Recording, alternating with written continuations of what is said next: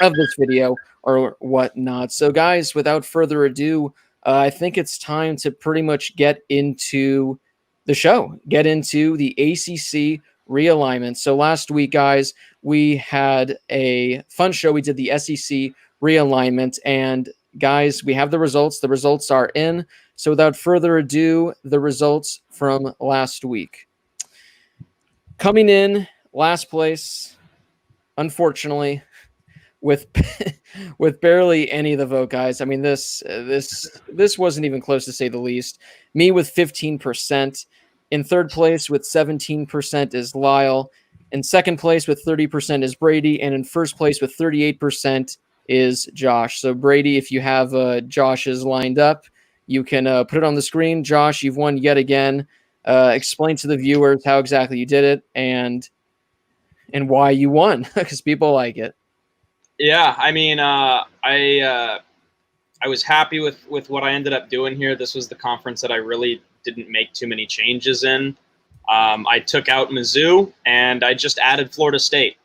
It balanced out the divisions a little bit better, considering Mizzou was in the East Division, but they were the second westernmost team in the conference. When they joined, the SEC was just like, I mean, we don't really want to do work, so we're just going to put you in a division and not worry about what it looks like. So I decided to take out Mizzou and put them in the Big 12, and I moved Florida State out of the ACC, so you'll obviously see that today. But that's the only change that I made, and I had some reasons. Florida State has more meetings with Florida than Miami does, for example, so that's why I decided to add them in instead of Miami. As I've done before, it's been about rivalries, and it's been about divisional balance, I guess. And this was, I think, the best possible move that I could have made in terms of keeping rivalries strong, making them happen more often, and then also balancing out some divisions. So that was really the only choice I could make, and I was happy with it.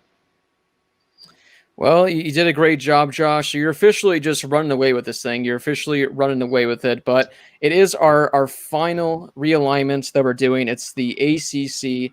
I got one, and Josh has, I believe, 3 now. So we're the only ones that have won. Brady, Lyle. Hopefully, you guys can get it done this week. And Pac-12 Short says Brady was robbed in the votes. We'll have to see about that one. We'll have to see if he was necessarily robbed. But before, guys, we get to the realigning and whatnot, one quick message before we get on. We have some exciting news. So our realignment, it officially ends tonight. But next week is going to be a fun show. I know a lot of you guys have been asking for it. Trivia show next week. And you guys stay tuned until the end of the show to learn how you can ask us a trivia question to try to stump us and potentially get on the show next week. So if you have any interest in that, stay. It's a way to keep people, as if they're not already, but it's a way to keep people tuned in throughout the entire show. So again, if you guys have any interest in that, stay tuned until the end of the show. But guys, it's time to get things underway. And Brady, according to randomgenerator.com, I'm actually going to be going first this week. I'm actually going to be going first. That way I can have the best one right off the bat. That way I don't have a lot of grief and everything. I can have the best one right away to get things started with. So Brady, whenever you got it ready to go, I'm ready to go. All right, load it up onto the screen, Brady. Let's go over my ACC. All right, boys, here it is. Here is the ACC. We're going to start down in the state of Florida. I'm adding UCF. I'm adding the Knights to the ACC. I think they'd be a great addition. I can't remember if last week any of you guys had them in the SEC. You might have, but I got UCF in there. I had South Carolina. They come in. I like that they have that rivalry with Clemson. I want to add the Gamecocks to it right there. We add Appalachian State. Appalachian State, they officially become an FBS team. Well, I mean, they are an FBS team. They become a Power 5 team, and we get them in there. Going up, we add West Virginia. We add West Virginia to the fold along with the other Virginia schools. West Virginia, when looking at where they're located, I think the SEC or the ACC just fits them perfectly. I think when you look at where they are, in proximity to these other teams, I think West Virginia is just a really perfect fit. And there it goes right there. We had Maryland. We had Maryland coming in. I think it was last week when Lyle, I believe, kicked Maryland out. Wait, Lyle, did you kick Maryland out, or did someone kick Maryland out last week? Of the Big Ten? The Big Ten? Yeah, Lyle kicked Maryland out, and a bunch of people were like, well, and he's like, I don't want to see Maryland play football. So we had Maryland. And the thing that I really like the most, I add Army and I add Navy to the ACC. I really wanted to add one, but then thinking back at it, I really wanted to add both. I mean, Army and Navy, they're both respectable programs. They're teams that can win, 10 games, it seems like, any given year when they're fully good. So I add Army and Navy. We keep that rivalry in, and it adds to little ACC drama. And then up we got Boston College. They're just chilling there. If you guys notice, I don't have Syracuse in here. I don't have Wake Forest in here. I wanted to somehow keep Syracuse in, but I just really couldn't. It's where they play. It's where they play their home games. I don't like that for ACC football. So sorry, Syracuse. Sorry, Wake Forest. You guys are gone. But there is my official new and improved ACC. Yeah, and you moved Georgia Tech to the SEC, right? Georgia. Yeah, for those who missed it, Georgia Tech. They're in my SEC from last week. You know what? I like it. I mean, I kind of juggled with the Appalachian State and decided not to. I don't know if you're going to be the only one to have Navy and Army in here. I love the Navy edition. I mean, I think Army's a good addition too, especially considering they've been so good recently. But, I mean, you look at some of the schools that Navy's played over the past couple of years, and they play well and they're always competitive. So I like the Navy edition. It's one of those things where, for being realistic, a lot of the people are like when we did the Pac-12 one, there were some people that were like, oh, like SDSU and Boise State aren't research schools, so it doesn't make sense. I don't care about that. I don't know if Navy would join, but like if they did or if they were interested in it, I think it's a great addition. Yeah. Blake, yours is definitely the best so far, though. I'd have to agree. I would have to agree with that. You're 1 for 1. Good job, Blake. Thanks, David. It was tough. I had to look it up on a map, though, just to confirm. Did you actually, though? Because it's kind of not surprising if you did. I like it. Big fan. All right. Clemson's right on the South Carolina-Georgia line. You have them half in Georgia, half in South Carolina. It was close, You got to zoom really close in if you want to fit all the schools. I know you do. It's like that. Yeah. So people are asking also, like, where's Louisville going? I think I had Louisville last week in my SEC as well. So again, if there are teams in here that you don't see, go back, watch our previous shows, see where we had certain teams. But that's where I got my ACC going up. All right, boys, up next on the list, we got Lyle coming up. So Lyle, get ready to explain your proposed ACC conference. Okay. Before Brady pulls it up, like I say every week, I like to follow the polls. I don't want to have overlap. And Josh is kind of dominating this realignment here. And in his Big Ten, he had Pitt. In his SEC, he had Florida State. So I left those guys out. So they're not in the ACC on my map. But other than that, you ready? Yeah, I'm ready. Right. Other than that, as Brady starts to pull this up, Blake says kind of explain the new realignment. Well, the funny thing is here, there's, as he's pulling it up, there's not actually like a whole lot to explain. Look, I didn't change much. I went down the ACC this week, and I'm kind of looking at all these teams, and I've had some crazy weeks. I know, like with the Big Ten, I kicked out like 5 teams because there's a lot of bad teams, or like I added Eastern Washington in the Pac-12. I'm like looking down the ACC, and like all these teams outside of Clemson, at least in the last decade or so, are just so right in the middle, or they just have a bunch of good years and a bunch of bad years, that I was 2 in between. It's like I can't kick anybody out. Teams like Georgia State, Georgia Southern, FAU, like, I mean, maybe Appalachian State. Like, I thought about adding a few teams, but I guess when you get to this point in the realignment and you move so much around and you get to the last conference, you don't have a whole lot to move around. Syracuse and Boston College were like the 2 I debated. It's like, can you move these guys around? Can you kick out Syracuse, for example? But they had 3 straight 4 and 8 years, a handful of years back, but then they go 10-3 in 2018, and Dino Babers let them do a really good year. Boston College, these guys have been like the kind of the kings of mediocrity over the last handful of years. I mean, they had 3 straight 7-win seasons and then a 6-win season. So this is what I mean about the ACC. Everybody is like so in the middle outside of Clemson that I just didn't really move anybody around. I kept it the way it was with the addition. I mean, outside of having Pitt and Florida State in another conference, which was Josh's doing, not mine. So I've had some crazy weeks, and I guess to cap it off, it was a little bit of a boring week. I mean, if you're going based off of what other people have, I mean, I get it. Like, I don't see what else you could really do to have like a big time move to like shock everybody, you know? Yeah, that's the thing. That's what happens when you get to the end. Like, and again, like all these teams that are in here, none of them were like bad enough where I could move them out. Like even like you look at Wake Forest the last 4 years, 7-6, 8-5, 7-6, 8-5. Like, they put up a fight. They're not like Rutgers in the Big Ten, for example. Like, they're winning games. So nobody was really an outlier in this ACC conference where it's like you're just not holding your weight. Yeah, that's the tough thing that three of us didn't do what you did, Lyle, is you followed the previous realignment. I don't think really any of us followed that pretty strictly, but you're the one that did, and you made do with what you had, so you couldn't bring in some of those other schools that were in last week's SEC. So I think I think it's a pretty good do for what you had. Yeah, I mean, I don't see any reason to dislike it considering it's the ACC. Yeah, I mean, with the way that you're following what other people have done, I don't see anything wrong with it. Yeah, I mean, overall, I mean, for the most part, like I don't know what the reason to hate it is, because it's just boring. Yeah, I mean, and that's the thing with boring. I mean, who? But then again, who knows? I mean, I try to get exciting over here, and I get 10% of the vote. Maybe it's because I don't know where Indiana is or something like that. But that's true. That's 2 weeks ago. 2 weeks ago, I tried to do everybody a favor. I kick out a bunch of bad Big Ten teams, and what did I get? Like 8% of the vote or something. I will say this, while like you said at the beginning, you really didn't change much. So people are getting upset at the current ACC, which is the real ACC. So there really isn't much to get upset about. That's true. If I may add, Blake, the reason why you didn't get very much love is because not only did you put IU and Purdue in Illinois, but you put two Midwest teams, no offense, Brady, two mediocre Midwest programs in the SEC. So yeah, that's why. It'll happen.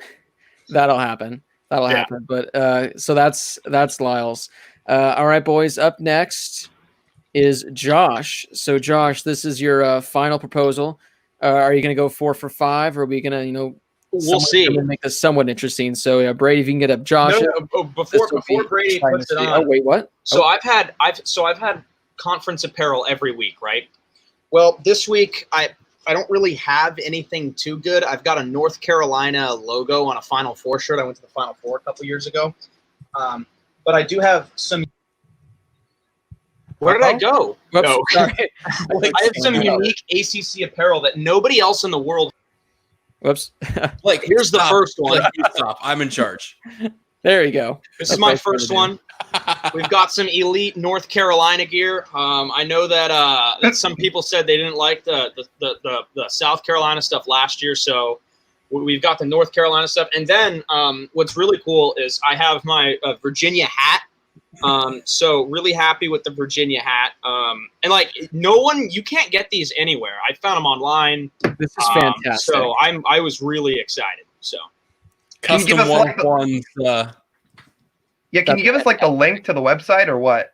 Yeah, www.uniquesportsstuff.gov. Yeah, there you go. I was trying to think, what's the government one? Yeah, .edu. That's the one. That's the one. I mean, that is that's clever. I'll give you that. I'm just trying to see what the comment is. Oh, whoa! I don't know about that. I don't know about that short round. Let's take these off so that I don't get this much hate in the comments. Also, the people pointing out. So hey, is that an open invitation, Coster? Because if so, I'll. He take said it. Josh, Brady. He said Josh. Sorry, I get very defensive about Coster. Clearly, but yes, people in the comments pointing out that Carolina is indeed blue and not red. But what if you're colorblind?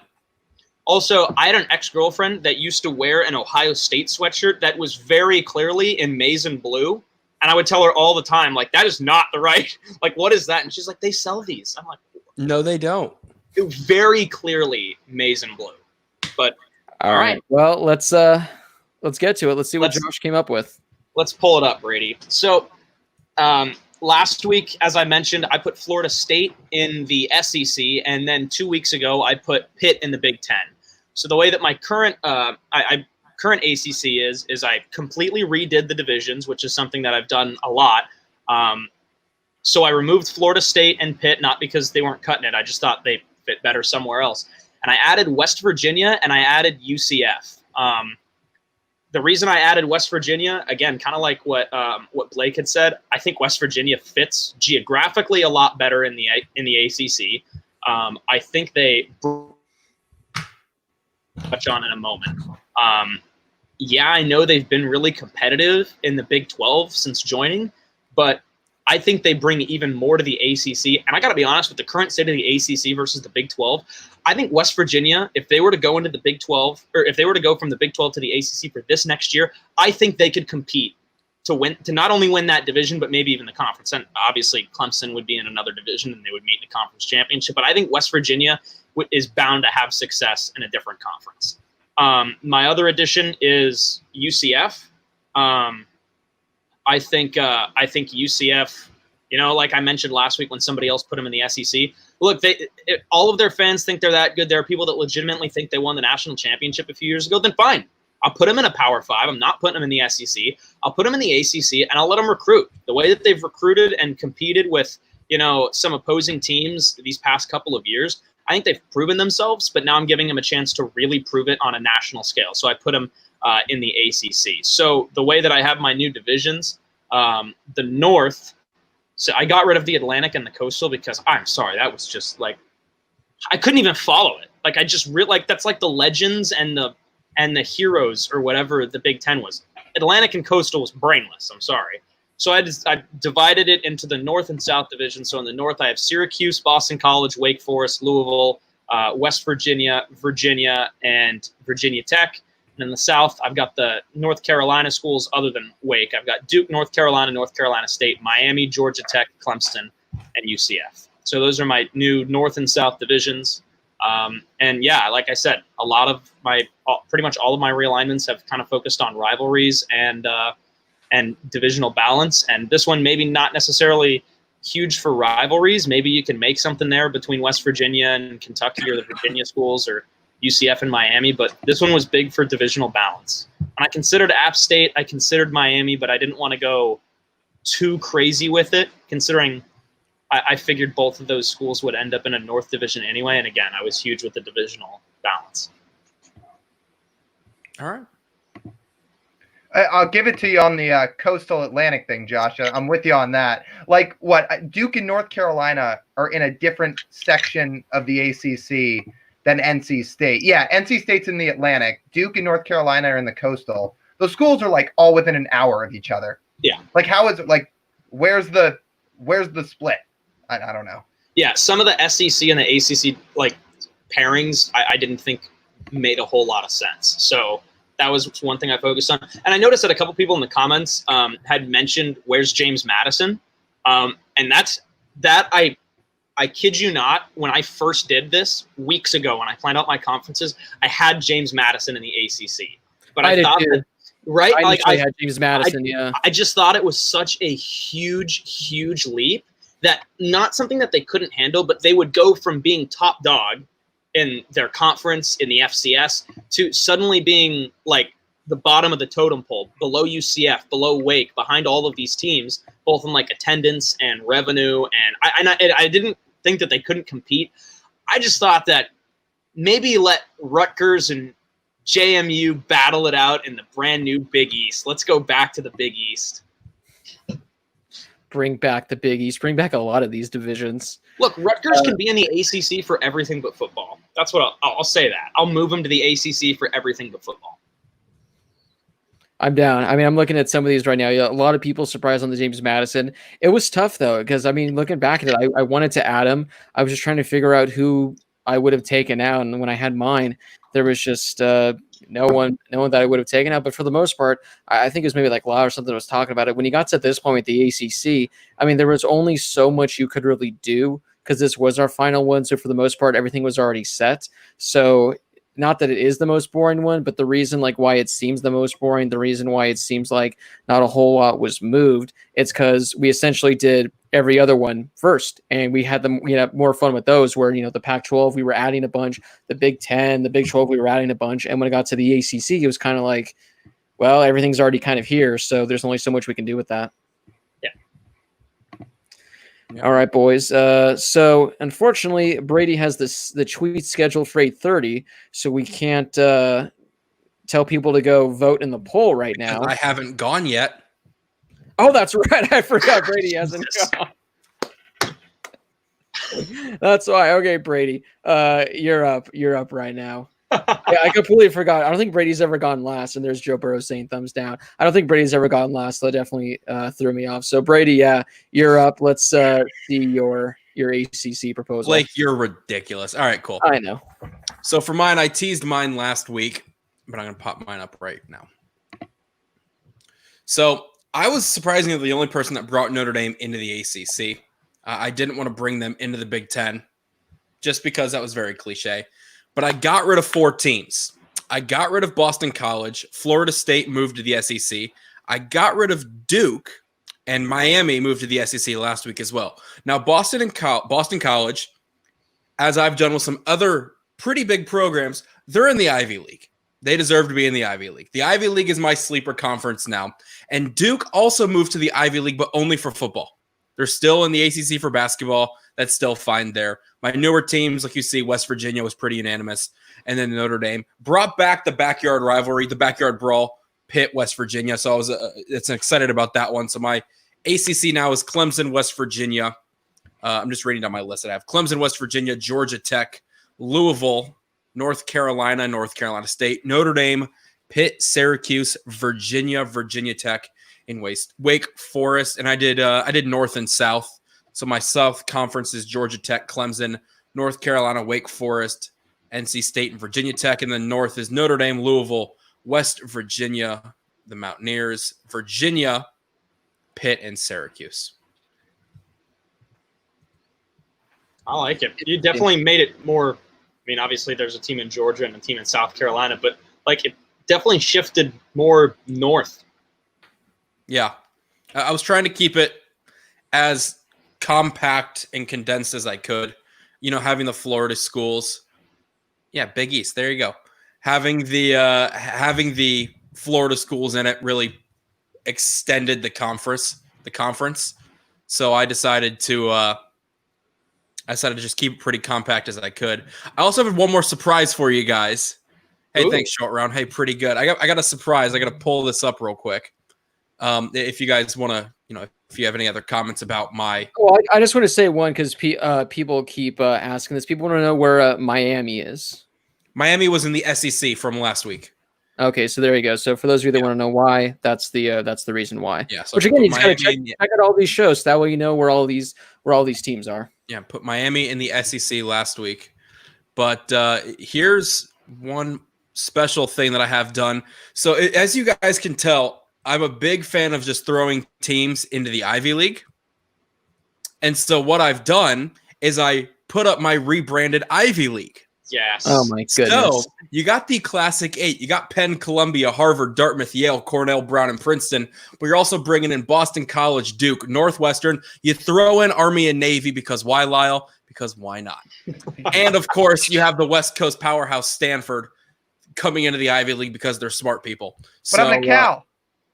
They're in the Mountain West. Cal's in the Mountain West, yeah. I thought you said you put Cal in the Ivy League too. Just Stanford. So here's my Ivy League because why is Cal not in the Ivy League? I put them in the Mountain West. Berkeley. It's Berkeley. They're Mountain West. Okay, so I didn't realize. So I knew Boston College was a good school. It's like an even better school than I thought. I didn't realize the average GPA was like almost a 4.0 at Boston College. So yeah. There's that. Okay, so is Duke in the Ivy League just because they're like a bunch of smart kids, or is it because they weren't good enough to be in the ACC? No, just because they're a bunch of smart kids. Okay. I think that's the only reason. Like same with Stanford. Where's U of A? U of A's down in the University of Arizona. I don't know. They're playing in the Arizona Bowl. Right. Good for them. The Arizona Bowl is an elite bowl game.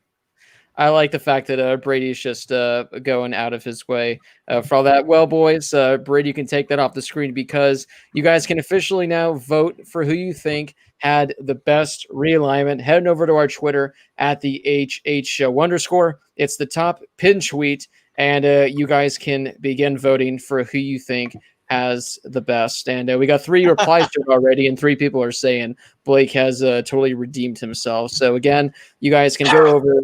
Follow the show at the HH Show _. Vote for who you think has the best for our final edition of these realignments. Next week, when we do our trivia show, we are going to unveil all 5, pretty much how the entire map looks. Now, as someone asked us last week, I think there might be some complications because some teams might be in multiple conferences, but we'll work on that. So again, this is our final realignment. It's all over now, so make sure to go vote. We're going to unveil who wins next week, and we are going to unveil what college football looks like with all these teams, and those are the comments right there. I guess, Brady, people are asking where Vanderbilt is in this, so I guess you forgot about Vanderbilt totally. Let me go. No. Vandy was in the SEC. I can tell you right where I put him. Give me 1 second. Let me get my list pulled back up. Oh, I kicked him out. I mean, didn't other people kick him out too? Vandy's in the MAC. Vanderbilt's in the MAC. Oh, the MAC. You could have added them to the Ivy League. The Ivy League, I could have. Right. But I wanted to put Army and Navy in there. So that's where it is. So before we get to the Q&A, we have some news to talk about. So as again, I mentioned at the beginning of the show, if you want to help donate to the show, you can contribute to the super chat. You can donate $1 or something, and if you have a question, you get priority access when it comes to answering a question because we have so many to go through. We have hundreds that are scrolling throughout the entire show. So it helps us answer your question. Again, it helps out the show and helps us moving forward. So guys, let's get to the news portion. Wasn't a whole lot of news this past week. There's actually one bit of information that I want to talk about that I want to go over. There was only one? There was like one of the literally biggest weeks of news, but okay. Well, we're going to talk about for this week's show. For those of you that don't really know what I'm talking about in regards to the coming week, you guys can catch a brand new episode this Thursday at 8 p.m. Eastern. Normally we do 1 show a week. We do it every Tuesday, which is our kind of normal show.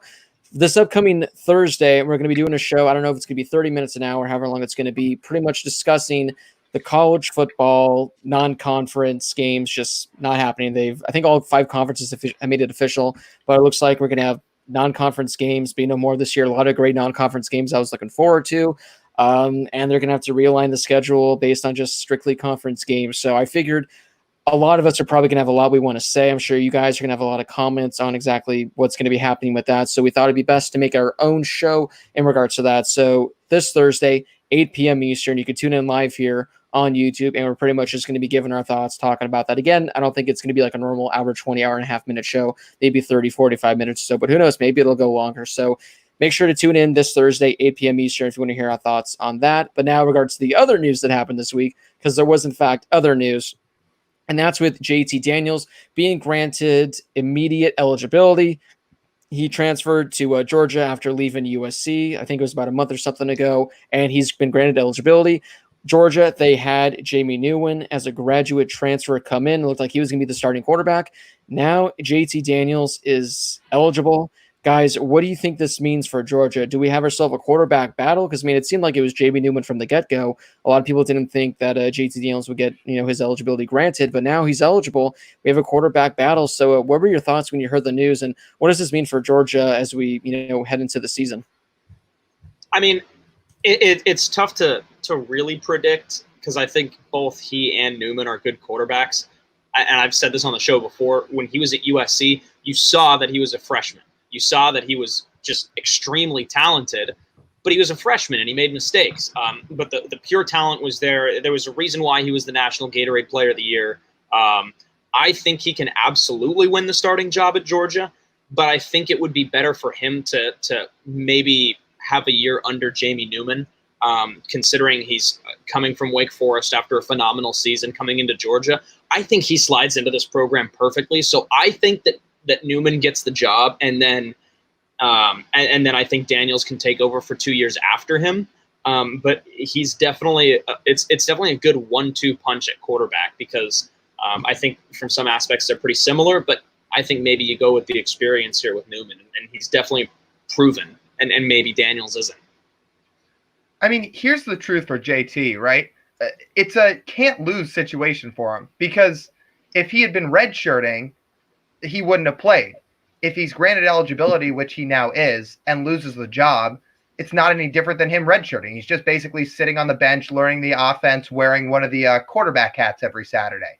But now that he has this eligibility, he's got a chance to win the job. And I'm not saying he's for sure going to win the job. I think it's going to be a battle. Jamie Newman, like I've said on this show, I mean, we know his Heisman odds are high. This is a guy who has a real chance to be a first-round pick if he has a good year. But now there's a quarterback battle. So again, for JT, it's either he really can't lose in this situation, because he's going to lose a year anyway if he just sits on the bench, whether it be redshirt or no redshirt. But now that he's granted his eligibility, he's got a chance to play, and he's got a chance to win the job. And like Josh said, if he does win the job and he beats out Jamie Newman, this is a guy that, despite having some mistakes in his freshman year at USC, showed a lot of reasons why he was so highly touted in high school. I mean, his deep ball is really good.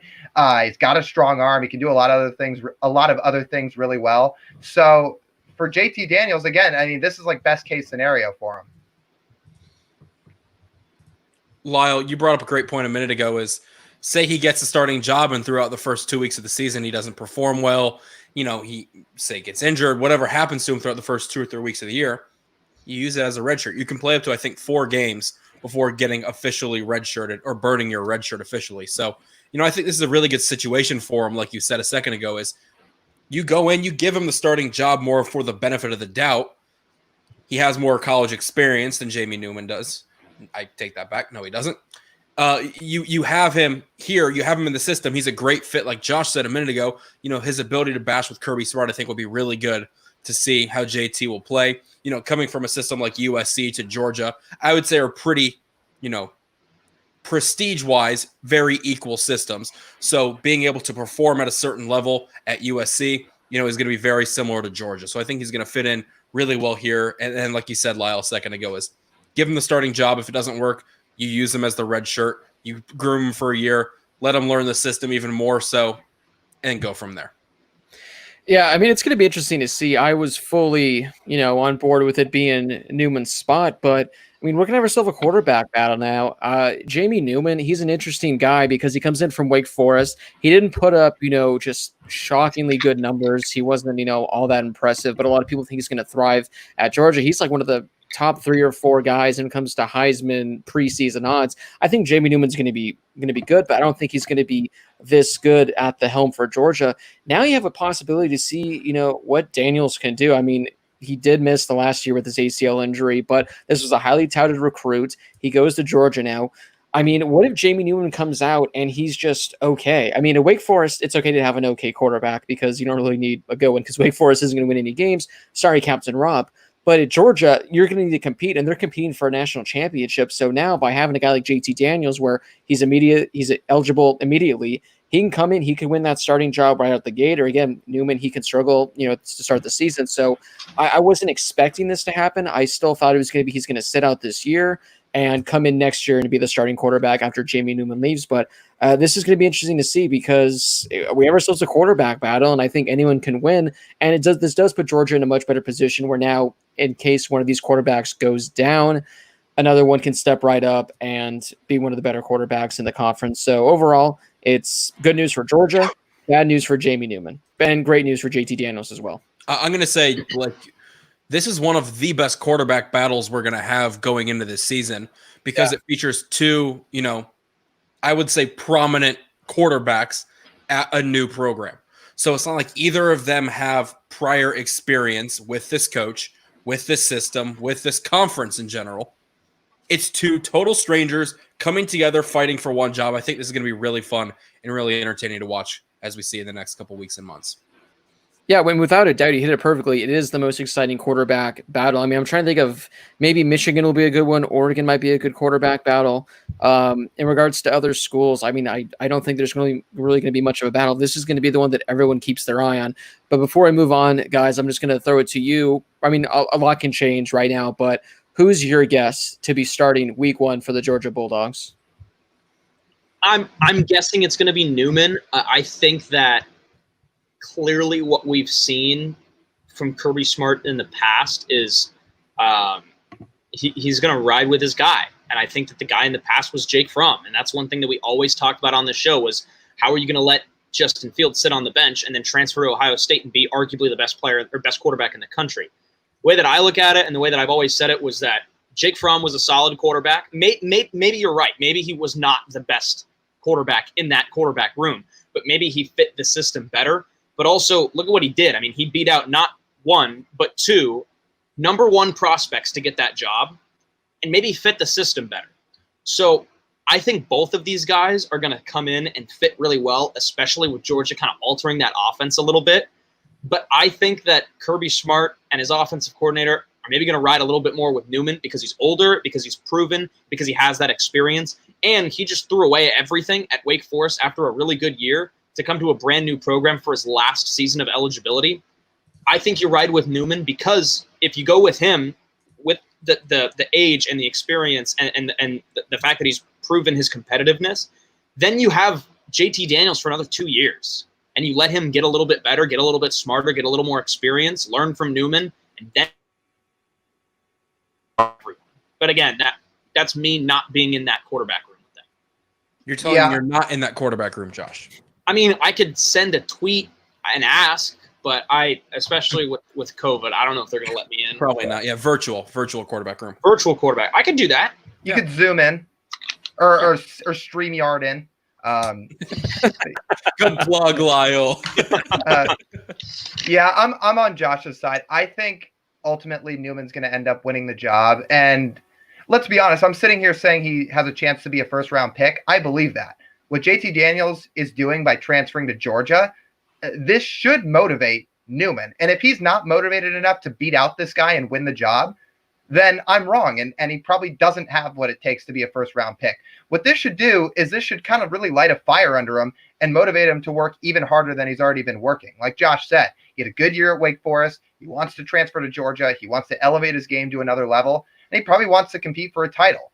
So he has every intention of doing that.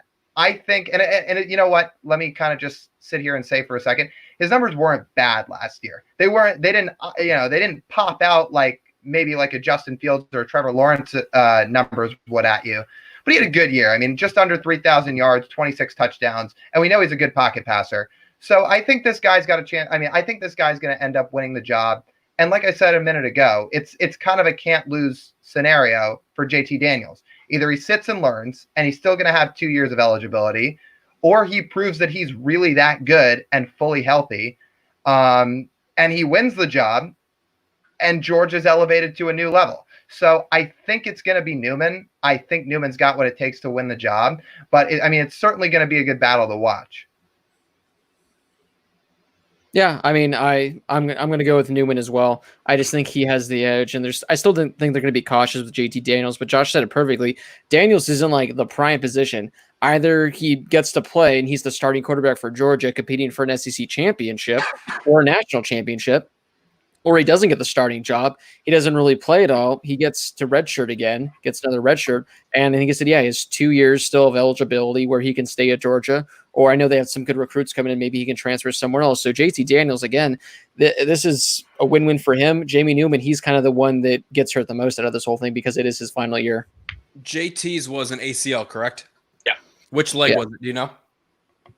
He was the right leg. Okay. Because that's one of those things where, as a quarterback, obviously, you're under a lot of pressure, you're under a lot of stress physically in the game. And if he's a right-handed quarterback, which he is, putting that pressure on your back foot when throwing, that's going to require a lot more rehab than just the plant foot up front on your left foot. So if you give it more time to heal, if it isn't fully healed already, then that's when you go into all right, Jamie Newman is the obvious answer and the obvious choice. However, if JT is fully healthy, back to playing level, back to playing shape, and has no concern physically for himself, because you see a lot of guys with an injury of that nature come back and, they sort of hesitate to go the full level they were going at when they first got hurt. So if he's able to go in, no restraint, go full steam, then you're going to have a good quarterback battle with it. I agree. But that's the biggest news that, The biggest all that stuff, and the Poch was JT Daniels transfers to Florida to complete the Felipe Franks story. Wouldn't that be something? That's a great comment. But guys, that wraps up this news piece, which means it's time now to go into our Q&A segment. So if you have a question for the Q&A, leave it in the live chat. If you donate via the super chat, again, you can donate $1. Your question is guaranteed to be answered. So we have about 30 or so minutes for the Q&A. Before we get to our live chat, we are going to go to our Twitter questions because, if you follow us on Twitter, you guys get top priority, and we were celebrating 1,000 followers. So we have a few more Twitter questions than we normally have. So Brady, when you can get those Twitter questions loaded up, we're going to kick those off and get things underway. I got them all in order, but I really don't know which ones are which. So do you care which ones I pop up first? Anyone's good. All right, any of these ones are good. All right, so about the first one, it comes from good old Donnie T for the Q&A tonight. Obviously, 2007 was the craziest football season that we'd all like to see a similar season, especially in the playoff era. If a season like this were to happen again, what surprise teams would you want to come out of nowhere and why? For example, in that season, you had West Virginia, Kansas, and Missouri, who all just shot at the national championship in the last 2 weeks. So I guess we got South Florida, Boston College, Illinois, Rutgers, and plenty others were surprisingly good as well. So guys, if we just have absolute anarchy, absolute chaos, who would you guys like to see potentially in the college football playoff? Arizona State. Yes. Why not? I think that's a pretty unanimous one for us here. Oh, yeah. Oh, yeah. That'd be sick.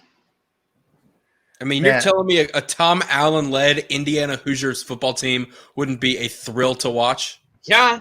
Right. That's exactly what I'm saying. Exactly. How about right after I kick like Illinois, Maryland, Rutgers, Purdue, all those teams out of the conference, like 3 of them just make the college football playoff? Yep. Yeah. Probably. I'm just going to go, some random ones. We're going to get Arizona State in there. Let's get UTEP in there because why not? Let's get crazy. Let's get Southern Army. Miss. Let's get Army in there just so we can see, the triple option ran and then just, have Army in there. And then for a fourth and final one, let's go with Chattanooga just because they're supposedly the greatest team ever and they're in there. So that's who we're going to go with. I'll get you a new one, and maybe 2 of them aren't the most random additions, but I'm sticking with ASU. I'm also tossing in North Carolina. I'm tossing in North Carolina. And then I'm tossing in Auburn and USC, and we've got Bo Nix, Keaton Slovis, Jaden Daniels, and Sam Howell just battling it out for the best freshman quarterback of 2019 in 2020. And Michigan with Wilton Spate. Yes, a 5-team playoff. Michigan gets the automatic bye for 2 rounds. Automatic title contender. Love it. All right, Brady, let's see the next one. All right.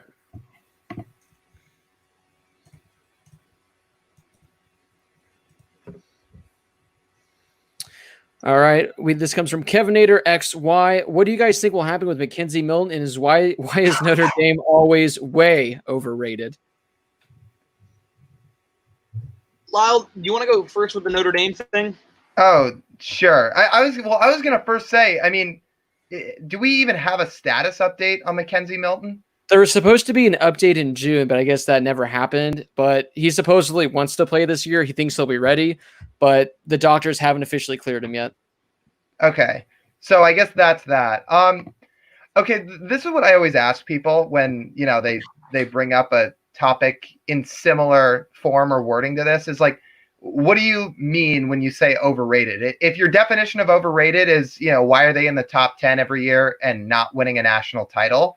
I mean, that happens to a lot of teams. But if your definition of overrated is like, why are they in the top 10 in general? I mean, like, there's a stat on this. I might be a tiny bit off, but in the last 3 years, the 4 teams that like have the highest winning percentage over the last 3 years are Alabama, Clemson, Ohio State, Notre Dame. I mean, in the last 3 years, Notre Dame's 10-3 with a bowl win, 12-1 got to the playoff, and then 11-2 with a bowl win. So are they on that Clemson, Alabama, Ohio State level? No, they're not. I mean, those 3 teams very recently have won a national championship, all of them. But like, I think they're like a top 10, 12 consensus team every year. Not every top 10, 12 consensus team wins a national championship. There can only be one. So if your definition of overrated is why are they not winning big games? Why are they not winning a national championship? Then sure. But if you're arguing that they should be like in the 20s or unranked, if that's what he's saying, then I kind of scratch my head at it.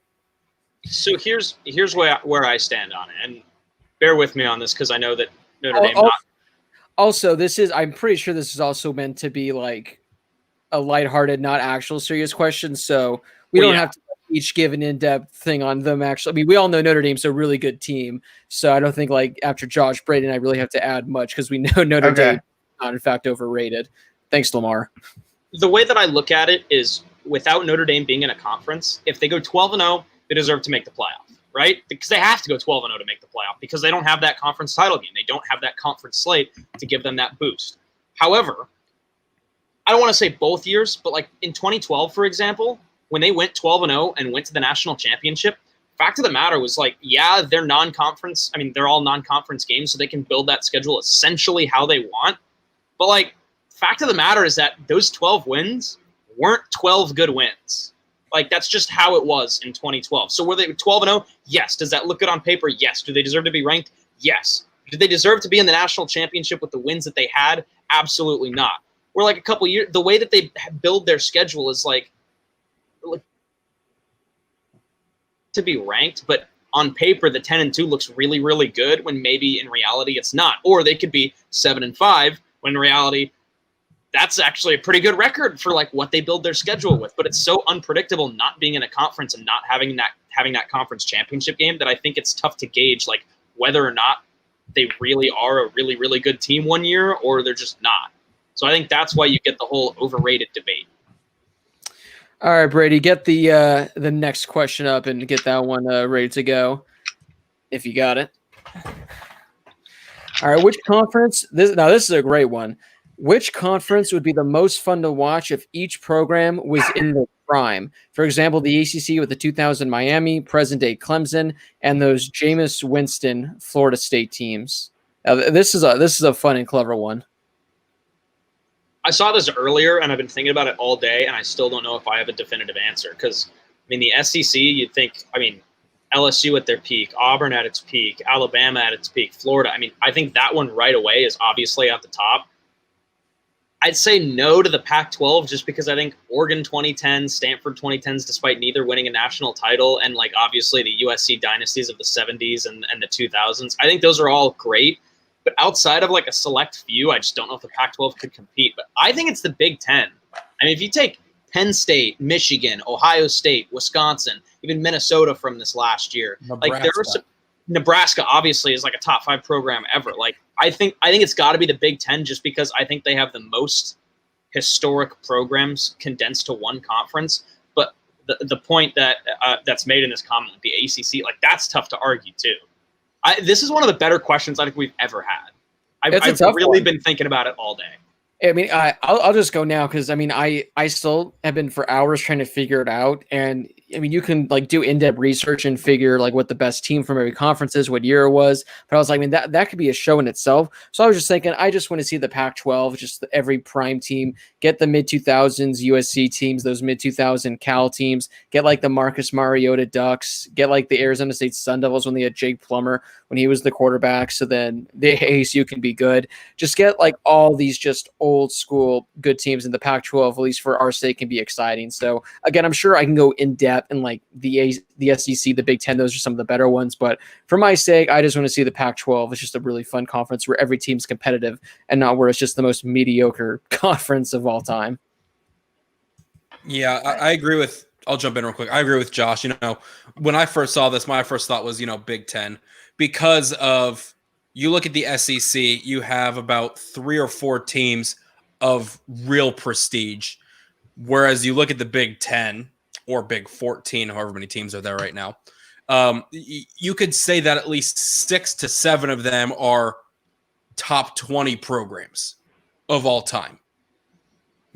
Now, back then, original, whatever you want to say. But I would say the Big Ten, if every team in their prime, I'd watch Big Ten football every day of the week if they were all in their primes. Yeah. I think I got to go with the ACC. And maybe there's a little bit of bias because I'm looking at the question and those three teams are presented in my face. But like you have the early 2000s Miami teams with that defense, and then the present day Clemson teams, whether it be with Deshaun Watson or Trevor Lawrence and all the skill pieces those guys had around them, or Jameis Winston, Kelvin Benjamin, Florida State. Like that ACC, we were just sitting here talking about today how the ACC outside of Clemson is pretty normal and vanilla. And especially with Josh winning the poll last week to have Florida State removed from the ACC to the SEC. Clemson kind of really stands alone in that regard, where you put all these three teams all in the conference at once with all of them being in their prime. That is a loaded trio of ACC football. I'd love to watch that. Plus Mike Vick at Tech.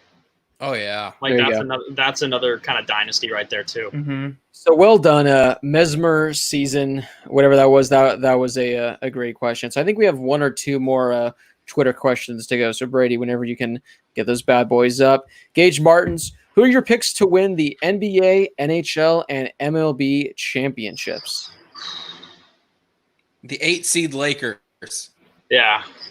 Hey, remember when I said they wouldn't make the playoffs 2 years ago, and you all said I was stupid, and they didn't make the playoffs? No, I don't remember that at all. LeBron was hurt. They were like a 5th seed before he got hurt. They didn't make the playoffs. I also said the Clippers were going to get Kawhi Leonard a year ago, and everyone said or like a year and a half ago, and everyone said I was stupid. But hey, this year you said they were going to be an 8th seed. All right, so I have all these great takes, and I say the Lakers. Anyway, who are you guys' picks for all these? I'll say, I'm kind of picking with my heart. I'll say in the MLB, I'll say Dodgers. And the NBA, man, it's also really tough in the NBA. The Rondo injury kind of sucks for the Lakers, but I'll say either the Lakers or the Clippers. The Rajon Rondo injury is what's going to help the Lakers win it. Well, he's also going to be. I'm telling you, he's also going to be back by like the second round, so you'll be fine. Dude, I'm telling you. I like Rondo. I could not stand him when I was a kid. And I like Rondo now. He looks like a turtle. He does. He looks like a Ninja Turtle. And then the NHL. With the way that this is all slowed down, I don't know. I think the Capitals have a chance. I think the Bruins have a chance. But I'll even go out on a limb and say that the St. Louis Blues go back to back. Oh, you took mine. Yeah. Yeah, the Blues. Yeah. Sure, I'll go with the Blues in the NHL. I'm gonna go chalk just because everything's kind of whack this year. I'm gonna go Lakers basketball and Yankees baseball. Oh man, I'd probably go Yankees baseball. I'm changing. I'm going Dodgers. Mookie Betts is gonna do it. Betts is gonna do it. For the NHL. You can't go wrong with Sid the Kid. I'm going to go with Pittsburgh. And in the NBA, the 5th, 6th seed Indiana Pacers are going to win it because Victor Oladipo's going to get his $3 million that he's negotiating with the team, and he's going to play.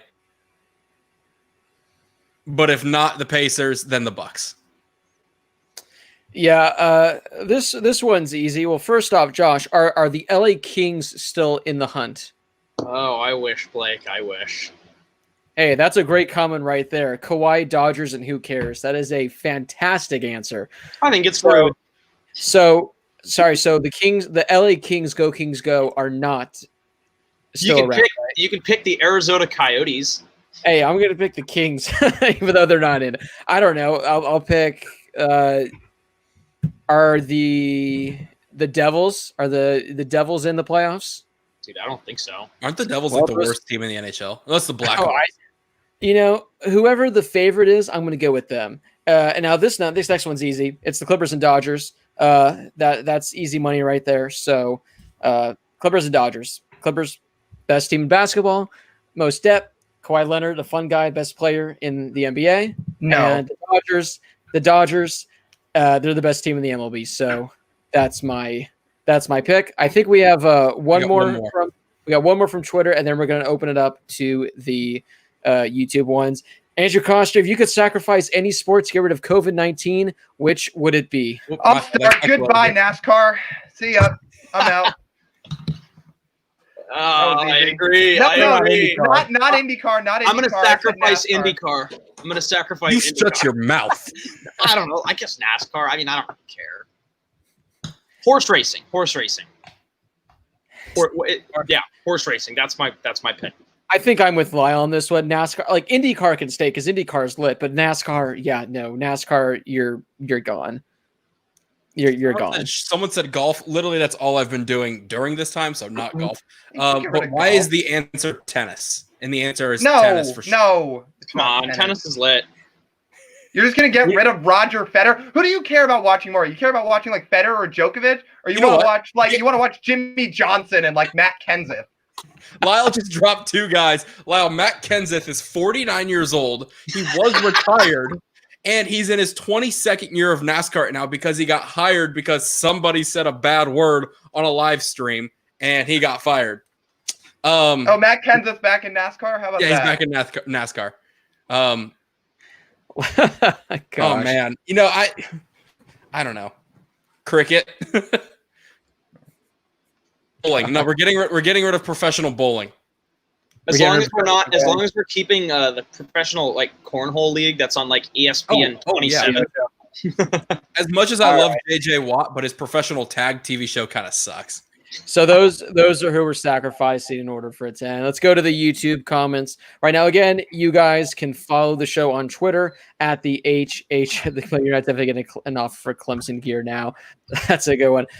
Follow the show at the HH show _. That way you guys get top priority when it comes to asking us questions because, hey, follow us on Twitter. It's always a fun time. The first question always has some of the better ones, guys. This comes from Short Round. Would you rather bare hand fight a shark in the middle of the ocean?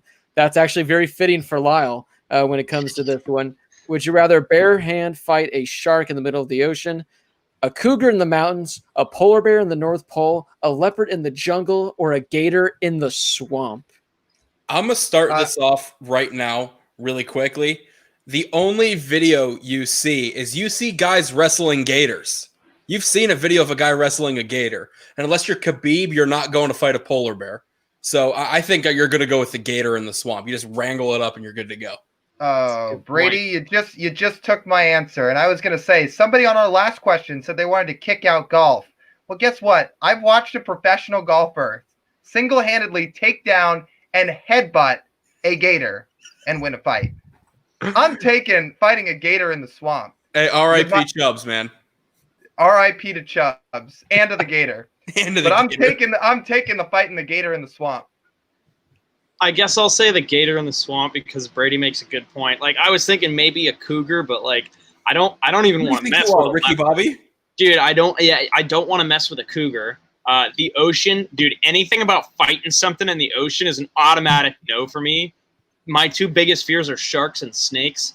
And the gator is basically just a massive snake with like claws, so that's a little scary. But it's basically a dinosaur. But I guess the gator, I don't know. They're all terrifying. I don't want to play. I think my best bet here is going to be against a polar bear in the North Pole, just because I feel like with how my relationship is with dogs, I can get the polar bear to just love me, and I can like pet him. Then I can be like Brick from Anchorman, where he's like riding the bear. I'll just get on the polar bear and I'll just ride him. I think that's the best. Also, I mean, it's tough because a cougar in the mountains, like you're done. A leopard in the jungle, you're done. Alligators are like low key super fast, and they can just start hauling at you. A shark, again, you have no chance. Punch so it in the nose. If you have any chance, it's against a polar bear. Again, if you can just befriend it, or a gator in the swamp, depending on how it goes. But that's a tough one. This next one's kind of a foam. This comes from Benjamin Ivy. Would you rather go bald for the rest of your life or have U of A or A of U, because it's now Arizona University, win the national championship? Oh, no, it's U Arizona, right? That's what it is? Yeah, I mean, I forgot how they changed it. U Arizona. Man. Bro, this is no question. U of A, win the it's U of A. Like, I just don't want to admit it. This hair is Hoherd hair. It is luscious Hoherd hair that runs in the Hoherd family. My grandpa, Bob, who is currently about to be 90 years old, has a full, luscious, thick head of hair. That's a little late. What is this? My uncles and everyone, they all have great hair. I need to have great hair. If I have great hair at the age of 90, I will take that. And that makes 1 year of Arizona winning the Natty. I will choose that in a heartbeat. Yeah, it's There 1 you go. year. You sacrifice 1 year. Yeah, One I'd year. rather. I need this hair. I need my hair. Yeah. Kevin says, I'll donate $50 if Vanderbilt ever beats Bama again. Hey, that could have been. Well, hey, you know what? They can only go up from 59 to nothing, right? So This is a Next year's gonna fun be one. 60. How do you feel about Deion Sanders' kid committing to Florida Atlantic? He was a 4-star. I forget where exactly he was ranked in regards to quarterback. I think he was maybe like top 20, I want to say. But he's a highly touted recruit. I think it's the highest recruit Florida Atlantic's ever gotten. And I'm assuming Deion Sanders' kid had a bunch of really good offers, but he chooses Florida Atlantic. So, guys, what are your thoughts on him making that decision? means Lane Kiffin made a heck of a sales pitch. I'll say that much. Well, Lane Kiffin's not there anymore. Oh, true, he's not. Then Hi, Josh. oh, whoa, Josh just. Whoops, There- you're right. I mean, okay, so yeah, so to answer Willie your question, Taggart's there now. sorry. To answer your question, Blake, he is the highest quarterback recruit or the highest recruit in FAU history, and yeah, so this was a huge get for them. And FAU's had some pretty good years in the past, so we'll see if he can kind of put him on the map a little bit. Because I mean, look, he's obviously got the bloodline going for him, and from all what signs point to it, he's going to be a pretty good quarterback, and he's supposed to be a pretty good quarterback. I'll say this: no bashing on FAU.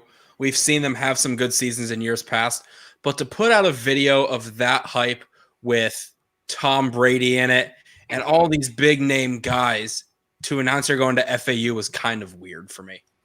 Good for him. You know, he had offers all over the place. He chose somewhere that was close to home for him. He's from Florida. Obviously, he's down to Florida State. And so, you know, picking somewhere that's pretty close to home and able to make his own name, I think that's a pretty cool thing to do. And maybe, hey, who knows if he can start from day one. If so, that's probably a big selling point as well. Yeah. I mean, well done. It'll be interesting to see, though, how Taggart does with Florida Atlantic, because I'm not high on him, but we'll have to wait and see. If Trevor Lawrence got injured, would Clemson still win the Natty? And I know we talked about this, I think, a few weeks ago, where it was pretty much if Trevor Lawrence at any other school, would they be contenders? And we all were like, put him at any school, and they will be. But if Trevor Lawrence were to get hurt, now all of a sudden you got a backup quarterback in, does Clemson still compete for the playoff, guys? I say no. I think they'd still be a good team depending on how the backup quarterback plays, but I just think it's tough to see him in that situation. I think they have enough talent to be competitive with anybody, but I just don't know if it's a national championship winning team. Yeah, I say no. I mean, they've already lost Justin Ross, and when you're talking about quarterback, like that's the most important position on the football field. Might be, you could argue, the most important position in all of sports. And if the best one in college football is out for the year, that is going to be a tough road for Clemson. I would agree with you on that one. You know, we saw a couple years ago where Trevor Lawrence was in the backup position and came in, and you saw the turnaround that he had. Who knows? But, you know, Trevor Lawrence was a hot commodity at the time. You knew who Trevor Lawrence was as the backup quarterback at Clemson. So what do you do in that regard? You bring him in. So I really don't know how this would work if you throw in another guy, especially after the prestige that he's had so far in his career at Clemson and the success that he's had. You can't just pluck him out and, you know, go back to square one. Yeah, sorry. I was just quickly going to say, like, it would be DJ Ugalele at this point. I mean, who was super highly recruited. So he's got a chance to be like Trevor Lawrence and be really good, but to put those labels on him right now, that's just not fair to do. So, and Lawrence is the best in the country again. Yeah, I mean, they lost Chase Bryce, who is transferring to Duke. I mean, he would have been a great backup option. So, I mean, that'd be an interesting thing to see just how valuable Trevor Lawrence truly is. I mean, how many games would they win? I mean, my guess is they'd still probably, I think, guaranteed to win at least like 10 games, I'd say. I think that's a given. It'd just be a matter of some of those games like against Notre Dame. Would they win that one? Maybe like North Carolina, how would they come out on top? So, in regards to that, I'm not exactly sure, but I think they'd still be pretty good. Here we go, guys. Harrison, what is your favorite mascot in college football? This one should be fun for Lyle because Lyle gets really passionate when it comes to the mascots of college football. Pistol Pete. Okay. Is it actually though? I don't know. He's just the most deadly, obviously. Because he has a gun. But Lyle, other mascots have guns. Some even have they two. do. Doesn't the Red Raider has two, doesn't he? Or she, because it's a girl. Two. It is? Yeah, the Red Raider's a girl. Really? Wait, what? Yeah. Mustache? It has a mustache. They have the It's the kind of actual guy in like the costume is a girl, but like the actual like in-person mascot that like rides the horse is a girl. Oh, okay. So I guess they have two or something where Okay. Oh, away from Pistol Pete. I mean, Sparty's a pretty good logo. Michigan State. It's hard to like that one. I like Sparty. I mean, personally, since I was a kid, I've always thought Sparky was cool, and then I went to Arizona State, so that's cool. But I'll tell you right now, it ain't the duck, it ain't the tree, and it ain't the leprechaun. And those three, like, not even close. Like, they are so far at the bottom for me, it's ridiculous. Like, I really hate all three of them. Love Sparky. You know, a great mascot. We need to see him in more Heisman House commercials, but ASU needs a Heisman winner. Oh, yeah. Oops. Oh, well. Yeah, the Duck does a great job in those commercials. He's a great actor. Great actor. But I think Indiana, they have The Rock. Doesn't do anything. It's just a big piece of limestone sits there in the end zone. Great mascot. Honestly, I grew up loving – this is weird. I grew up being an Ohio State fan as well as an Indiana fan. So Brutus was a big one of mine. So I like the skin tight clothes on Brutus with the big head and the Buckeye head. So I'm going to go Brutus as one of my favorites. I mean, Sparky, the Syracuse orange. Yeah, I mean, he's an orange. That's cool. Sparky is literally a sun devil. He's literally the devil. He controls the sun. That's a cool one. I'm trying to think back when we did the show where we had the mascot brawl. Josh is rude. I'm trying to remember what I had winning. I can't remember. I think maybe like was it like the Hurricanes or something? Because it's like an actual hurricane or the Cyclones. Yeah, the Cyclone. That's a cool one. I'm gonna go with Sparky though, because Sparky's just he's a really cool one. Shane wants to know: is Rutgers ever going to be in a bowl? Yes, at some point. Yes. A bowl game? Yeah, sure. They can play in the Arizona Bowl. Yeah, they're eventually going to make a bowl game. This next one, would you have ASU lose to U Arizona in a comeback or losing to FCS NAU by 30? Lose to NAU. Oh, NAU. Yep. Yeah. Pretty easy. Yeah. Yeah, I think losing to NAU by 30. I'm trying to see because there's too many that it's coming in too much. Let's go with another one right here. North Dakota State played in the Big Ten. Do you think they can make it to the college football playoff? No. Not a chance. Not year one. I think you get better recruits coming in to a team that's already really good. Like 10 years down the road, I think it's plausible. Who knows? We'll have to wait and see. Would you rather have hair at age 90 like Blake's grandpa or have ASU win the Pac-12? I think that ASU will win the Pac-12 before I turn 90, if I live that long. Here's hope. So, I don't know. Do I really want? Oh, hair like Blake's grandpa. Yeah, so a full head of hair at the age of 90 or have ASU win the Pac-12? I guess the hair, because I think ASU will probably win a Pac-12 title before I turn 90, if I live that long. Yeah, agreed. I'll second that. We need to get Blake's grandpa on the show to see this hair. So I'm not going to give an answer until I see his hair. It's pretty good. I'm trying to see if we got any final ones. I guess we got. I like this one. There's too many coming in. All right, who would you want to take over for Lee Corso? I mean, no one can. Oh, jeez. Yeah. No one can take over for Lee Corso. I don't think they're really going to get a replacement. I think it's just going to be David Pollock will probably slide in full time, and it's just going to be Pollock, Herb Street, Desmond Howard, and Reese That's what I Get think that's how they're. Oh, Pat Get McAfee. McAfee in there. Patty. Yeah, I think He they'll needs move something him. exciting. Like, They'll probably move McAfee to what Pollock's job is now, how he kind of like comes in every now and then he's like on the side with Maria Taylor. I think that's probably how it would roll. That'd be my guess. But no one's going to replace Corso. no, I mean, nobody can replace Corso. But here's the thing: love Desmond Howard. I think he does a great job every Saturday on game day. But like, do you want Desmond Howard putting on the final helmet, or do you want somebody like Pat McAfee putting on the final helmet? Like, that's true. That, like, it's fun. It gets fans. Yeah. I honestly think that's one of those things that's going to retire with Lee Corso.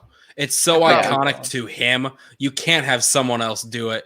Like, as great as Pat McAfee is, you can't have Pat throw on the Brutus head or the Sparty head. You can't do it. You can't do it. No.